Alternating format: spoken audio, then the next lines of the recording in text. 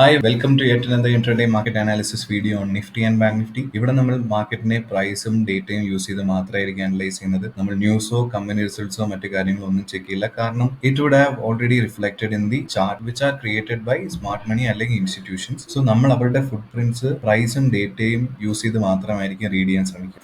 നമുക്ക് നിഫ്റ്റിയുടെ അനാലിസിസ് നിന്ന് സ്റ്റാർട്ട് ചെയ്യാം.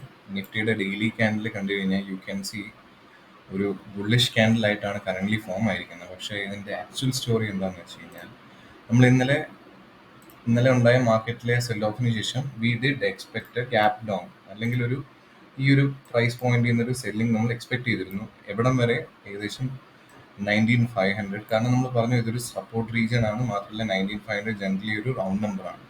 മാർക്കറ്റിൽ സംഭവിച്ചത് ഇന്നലെ ഓവർനൈറ്റിൽ US മാർക്കറ്റ് ബെയറിഷ് ആയതുകൊണ്ട് തന്നെ അറൗണ്ട് ഒരു 100 പോയിന്റ്സ് നമ്മൾ ഗ്യാപ് ഡൗൺ ചെയ്തു എന്ന് മാത്രമല്ല അവിടെ നിന്ന് പിന്നെയും വി ഡിപ്ഡ് അറൌണ്ട് 60 പോയിന്റ്സ്.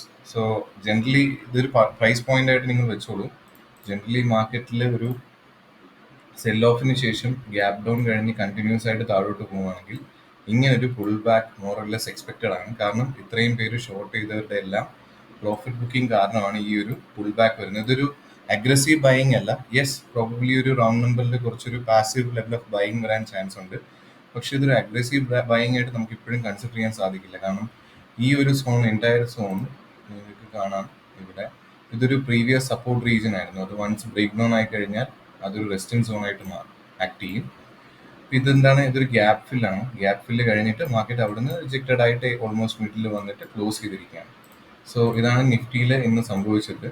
നിഫ്റ്റിയിൽ നമുക്കിനി മുന്നോട്ടുള്ള ദിവസങ്ങളിൽ എങ്ങനെ ട്രേഡ് ചെയ്യാം അല്ലെങ്കിൽ നിഫ്റ്റിയുടെ ഒരു ട്രേഡിംഗ് സെറ്റപ്പ് എന്താണെന്ന് പറഞ്ഞു കഴിഞ്ഞാൽ പോസിബിൾ സിനാരിയോ എന്ന് പറയുന്നത് ഞാൻ കാണുന്നത് ഇവിടെ ഒരു ലെവൽ ഓഫ് കൺസോൾട്ടേഷൻ കഴിഞ്ഞൊരു ബ്രേക്ക് ഡൗൺ ആണ് ഞാൻ എക്സ്പെക്ട് ചെയ്യുന്നത്.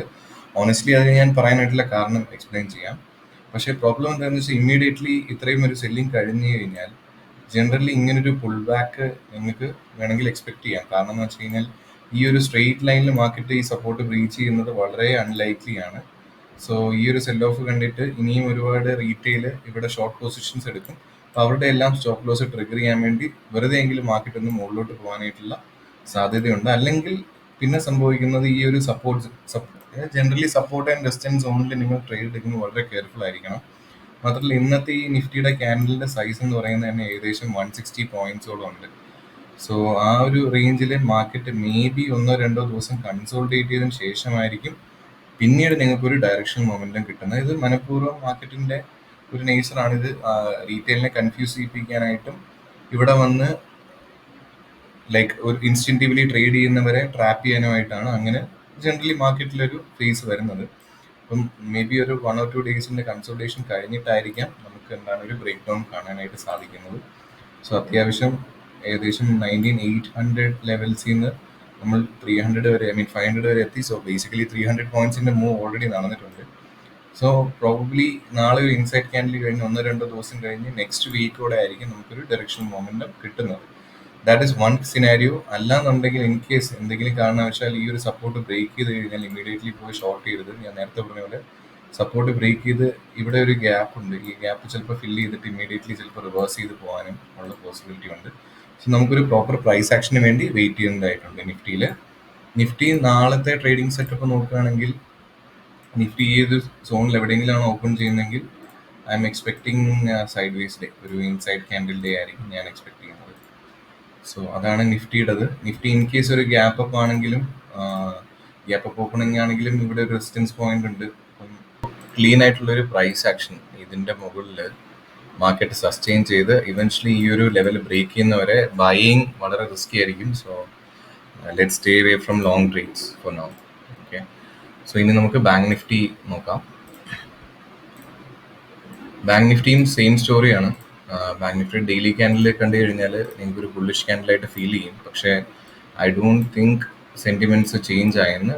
യെസ്, ടെക്നിക്കൽ അനാലിസിസിൽ അല്ലെങ്കിൽ ക്യാൻഡിൽ സ്റ്റിക്സിന് അനാലിസിസ് നമുക്ക് വേണമെങ്കിൽ ഇതിനൊരു ഇൻവേർട്ടഡ് ഹാമർ എന്ന് വേണമെങ്കിൽ പറയാം. പക്ഷേ ബോഡി കുറച്ചും കൂടെ വലുതാണ് ഇതിനകത്ത്. സോ അഗെയിൻ ഈ ക്യാൻഡലിന്റെ സൈസ് അത്യാവശ്യം നല്ല റേഞ്ച് ഉണ്ട്. സോ ഇതിന്റെ അകത്ത് മേ ബി മാർക്കറ്റ് 1-2 ദിവസം കൺസോൾട്ടേറ്റ് ചെയ്യാനായിട്ടുള്ള ചാൻസ് ഉണ്ട്. പ്രോബ്ലി ഈവൻ ബ്രേക്ക് ഡൗൺ ആയാലും ഇവിടെ ഒരു last final level of defence ബുൾസിൻ്റെത് അറൌണ്ട് 43,351 ആണ്. അപ്പം ഇവിടെ കുറച്ച് നാൾ കൺസോളിഡേറ്റ് ചെയ്ത റേഞ്ചാണ്. ഇത് ഇമ്മീഡിയറ്റ്ലി ബ്രേക്ക് ആവുമെന്ന് എനിക്ക് പ്രതീക്ഷയില്ല. പക്ഷേ എൻ്റെ ബയേഴ്സ് സ്റ്റിൽ ബെയറിഷ് തന്നെയാണ്. മാർക്കറ്റിലൊരു ബുള്ളിഷ് മൊമെന്റം ഒന്നും കാണാനായിട്ടില്ല. കാരണം ഇന്നത്തെ ദിവസം ഇൻട്രാഡേ പ്രൈസ് ആക്ഷൻ നോക്കിയാലും നിങ്ങൾക്ക് കാണാം, ഈ സെൽ ഓഫിന് ശേഷം ഇന്ന് മാർക്കറ്റ് ഗ്യാപ് ഡൗൺ ഓപ്പൺ ആയതിനു ശേഷം ഇമ്മീഡിയറ്റ്ലി ബാങ്ക് നിഫ്റ്റിയിൽ ഒരു റിവേഴ്സൽ വരുമായിരുന്നു. ഓക്കെ, ആ റിവേഴ്സൽ പോയി ഗ്യാപ്പ് ഫില്ല് ചെയ്തതിനു ശേഷം എവിടെ നിന്നാണോ ബ്രേക്ക് ഡൗൺ ആയത് അവിടെ നിന്ന് പിന്നെയും സെല്ലേഴ്സ് റീ എൻട്രി ചെയ്തിട്ടുണ്ട്.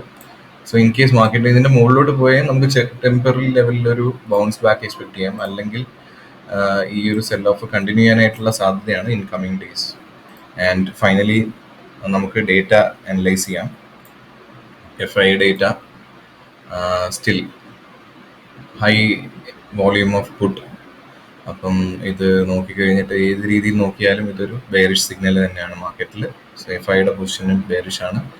ആൻഡ് അവർ സ്റ്റോക്സിൽ സെല് ചെയ്യുന്നുണ്ട്, ഫ്യൂച്ചറിലും ലൈക്ക് ഓബിയസ്ലി നിഫ്റ്റിയിൽ സെല് ചെയ്യുന്നുണ്ട്. സോ നെറ്റ് ടു നെറ്റ് മാർക്കറ്റിനകത്തൊരു ബെയറിഷ്നെസ് മാത്രമേ ഇപ്പോൾ കാണാനുള്ളൂ. പ്രോബബ്ലി ഒരു 1 or 2 days ഒരു സൈഡ് വേസ് ബെയറിഷ് കൺസോൾട്ടേഷൻ കഴിഞ്ഞിട്ടായിരിക്കും പിന്നീട് നമുക്ക് ഒരു മേജർ മൊമെന്റം എക്സ്പെക്ട് ചെയ്യാൻ പറ്റുന്നത്. So that's it. Thank you.